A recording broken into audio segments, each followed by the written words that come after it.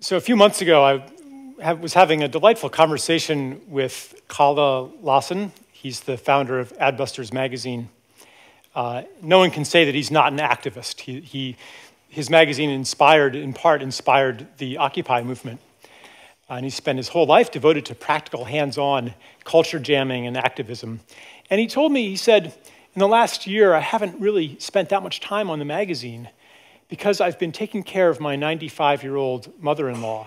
And to be honest, that feels a lot more important to me and a lot more meaningful than anything else that I've done and anything else I could be doing right now. And I thought, could I bear to live in a world where that choice, that action, is less important than his activism, less important than his efforts to stop climate change or reform the prison system or any of these other things? Can I bear to live in a world where we can't trust the leadings of our heart that tell us to do these little things that our minds say couldn't possibly make a difference? She's going to die anyway, and no one's even going to know that he did it. Well, now someone is, but at the moment, he didn't know that. That wasn't part of his choice. All those little things, when you've rescued a lost puppy or something like that, and what good is that going to do in the face of nuclear holocaust or climate change or any of these big things that seem to press on us so urgently? This kind of despair or this kind of cynicism, it's very dispiriting, and I think it afflicts pretty much every activist that I've met. At one time or another in their lives, they have the feeling that what could I possibly do that will be enough? I'm just one person, and in this, and even if I make the right choices, there's millions, hundreds of millions of other people who are mindlessly consuming, and my choices aren't going to necessarily affect them. And maybe if I have a big pulpit, maybe if I write a book and speak to millions, maybe then I'll have an effect. But what about the powers that be who control the media? And basically, it's the same mindset that the small things that I do couldn't possibly make a difference. Yet, we have this feeling that Stefana said, the more beautiful world that our hearts know is possible. Our hearts know it's possible. I'm sure you've had that feeling many times here today. But our minds do not know that it's possible. Our minds cannot see how to get from here to there. Because our understanding of causality even doesn't allow for a path from here to there. For this more beautiful world to actually manifest, miracles would have to happen. Which is why I've become interested in miracles, which are not the intercession of an external divine agency in violation of the laws of nature. Miracles are something that are impossible from an old understanding of reality and possible from a new one. That is the transition we are going through today. We're going through a transition in our basic understanding of what's real, in our story of the world, I call it, in our basic mythology. Rupert Sheldrake articulated some of what this mythology is. Science is very deeply ingrained in our understanding of the world, and it provides an account of exactly this, of what's real. I don't think necessarily science is at the very bottom of our perception of the world and of our perception of ourselves. Every culture has a different set of answers to these basic questions of who are you? What is it to be a human being? What's important? What's valuable? Where did we come from? Where are we going? How does the world work? Every culture answers this in a different way. And science provides some answers, but all of these are all of the 10 scientific dogmas that Rupert described are part of, I call it the myth of separation. And it says basically that what you are is a discrete, separate individual among other individuals in a universe that's separate from you as well, that runs along mechanically, indifferent to your interests, separate from you. And every field pretty much has agreed with this characterization of what it is to exist. Physics, yeah, you're a mass subject to impersonal forces that are deterministic. I mean, obsolete physics, okay.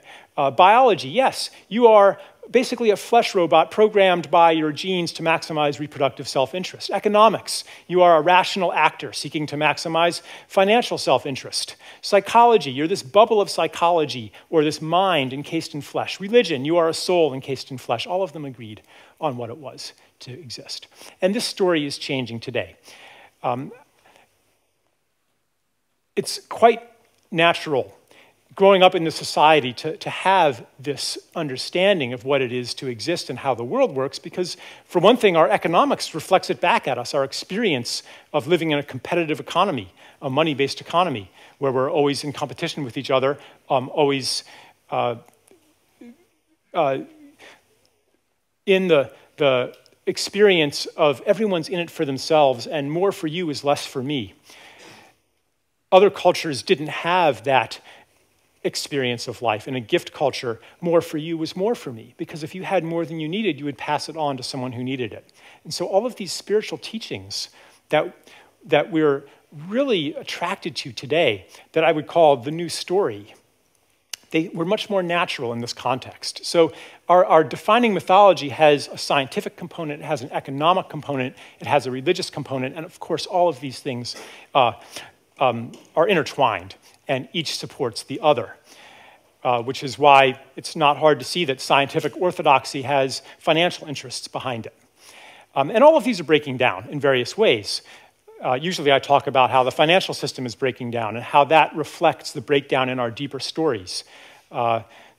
If we're separate from the universe, for example, if we're separate from the universe, then of course we want to control these indifferent or hostile external forces. And humanity's destiny becomes to become the lords and masters of nature and to transcend nature. And it's not working too well anymore. In economics, that translates into growth, the endless growth of the human realm. And we're learning that there's a limit to that. And we're learning that it's not an external universe out there, but that everything we do to this world, we're doing on some level to ourselves. Everything we do to the Eskimo curlew or the passenger pigeon, that is a wound that we feel all the time and that we suffer from. That pain of existing in our culture that's so omnipresent we don't even realize it, except when we're bored. You know, that feeling of why does it hurt just to exist? People in, quote, primitive societies didn't experience boredom. It's a relatively new phenomenon. So we're moving into a different story of self, a different story of the world, a different story of the people. And we've been talking about it all day here. The self of interconnectedness, the self of inner beingness. So I'd like to talk about what that actually means for us, practically speaking. One thing it means is that these tiny actions may have a significance beyond that we can understand according to our old view of cause and effect in a Newtonian universe where the only effect you have on the universe is by exerting a force on it. Well, the new sciences contradict that. Things don't change only when a force is exerted upon them. On the quantum level, stuff just happens randomly. Random used to mean we don't have enough information and we don't know why it happened, but there's a deterministic reason. But not anymore. It's an irreducible indeterminacy. And quantum mechanics also seems to violate this separation between self and other, between observer and observed.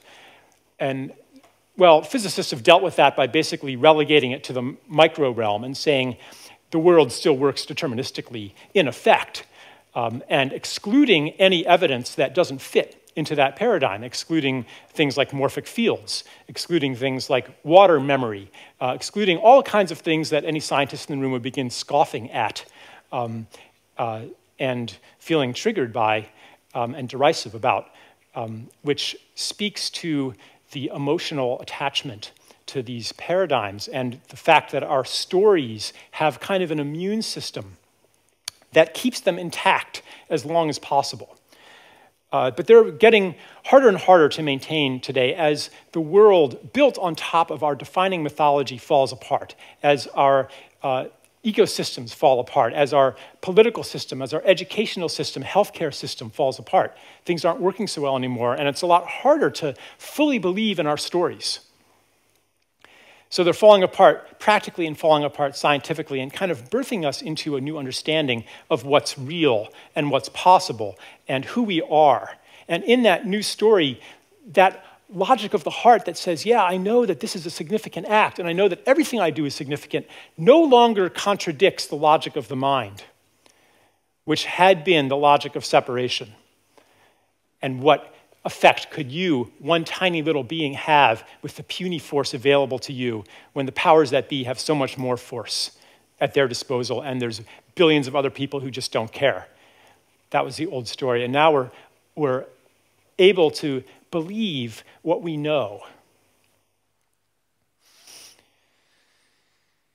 with a little help from our friends, because there's still a lot of influences upon us that maintain the old habits of separation. And we doubt, and that cynical voice, which comes from the wound of betrayed expectations. Because when we're young, we have this knowledge that the world is supposed to be much more beautiful than what has been offered to us as normal. And life is supposed to be more joyous than what has been offered to us as normal. We understand that. But that expectation gets betrayed again and again and again, and to protect it, we develop cynicism. So to reawaken our knowledge, to reawaken and to bring it into belief, we need help to counteract all of the forces that would suppress it. For example, economic forces. And for example, the logic that says, what good could it possibly do? And so we gather together at events like this, and we surround ourselves with other people who say, yeah, I understand it too. I've seen a little piece of it too. And we hold each other in a new story.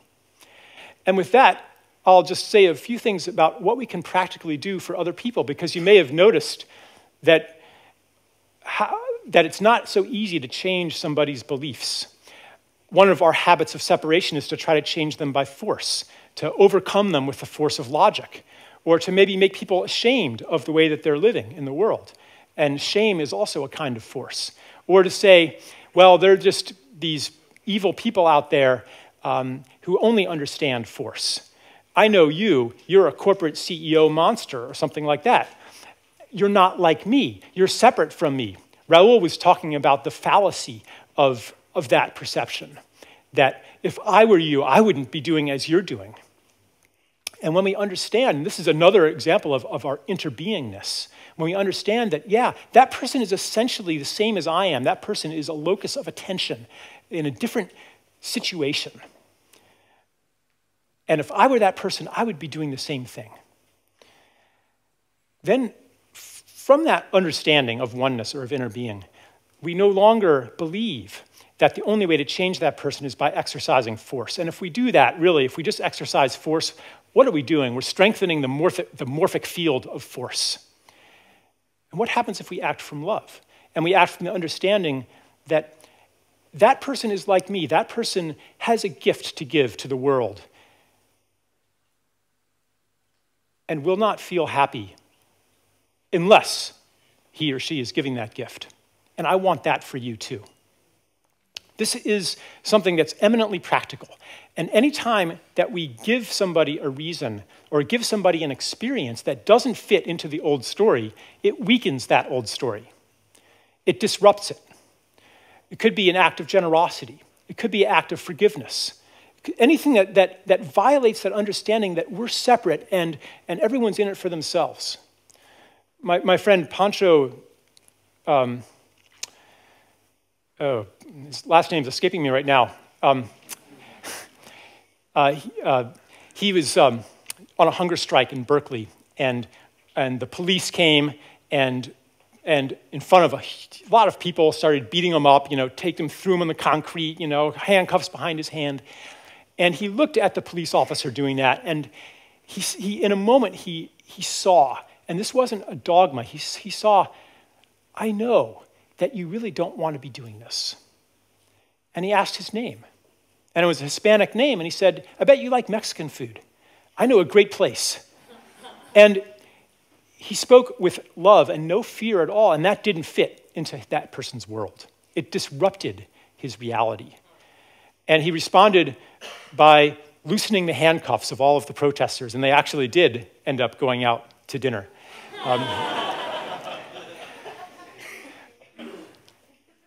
I would certainly not be here today if it were not for the gifts that I've received of people disrupting my story of separation. That means that every act that comes from the understanding of interconnection, of inner being, is a spiritual act and also a political act. Because the world that we see around us is built on a story.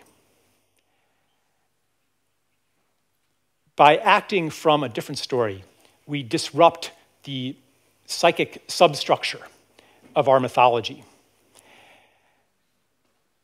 And we offer an alternative. And that's why I'm actually quite sympathetic to events like this where we're in some sense speaking to the choir. The choir makes beautiful music together. And the louder we sing it, the more other people will be able to hear it. And maybe when their world is working, when their story is still working really well, they're not going to be interested. But that story isn't working very well. And it's not going to work. It's going to work less and less well unless you believe that a finite planet can accommodate infinite growth. This story is doomed. And as it falls apart, people on a personal level, their story is going to fall apart, and they're going to be more and more open to something new.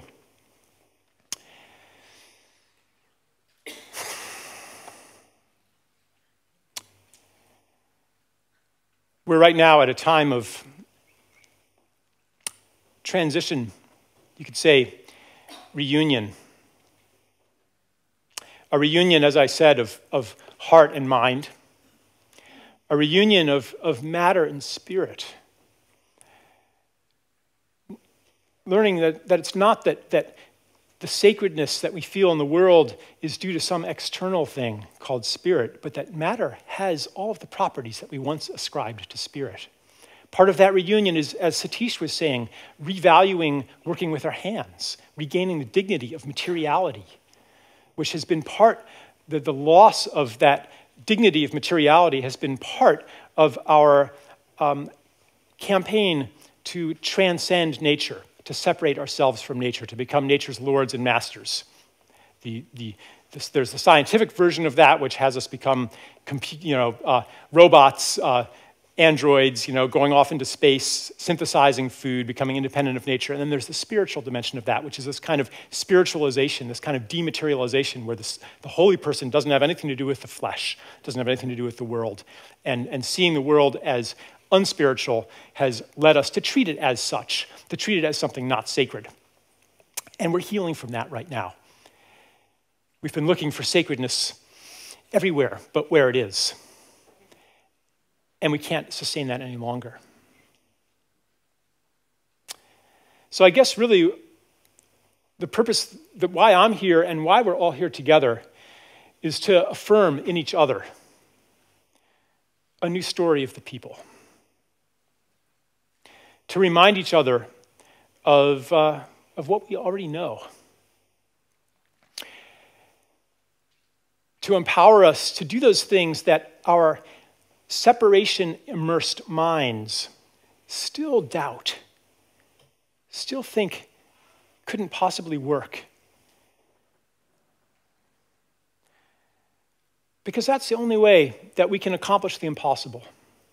And you look around the world, according to the old understanding of cause and effect based on force, these problems are impossible to solve. But as the entertainer Sun Ra said, we've tried everything possible, none of it has worked. Now we must try the impossible.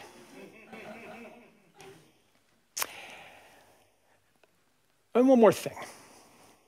Polly said, she talked about daring to be great and what that meant as being in service to something larger than yourself. And I would offer that as the formula for accomplishing the impossible, for stepping into the flow of synchronicity. You don't know how to get from here to there, but that thing larger than yourself does. And it arranges these synchronicities, being at the right place at the right time, being in flow. I think everyone's experienced that, and usually when you experience that, it's when your world is kind of fallen apart and you're in this state of uncertainty, and then all things like start to flow and they start to work, right? And we can enter that state when we let go of the paradigm of control and put ourselves, bow into service to this thing larger than ourselves. And what is this thing? What is it that unifies all of these different things that we're committed to? Let's call it the more beautiful world our heart knows is possible. And I'd like to offer you, as you leave today, and as you go about your life, in fact, right now, feel that part of you that knows that you are here in service.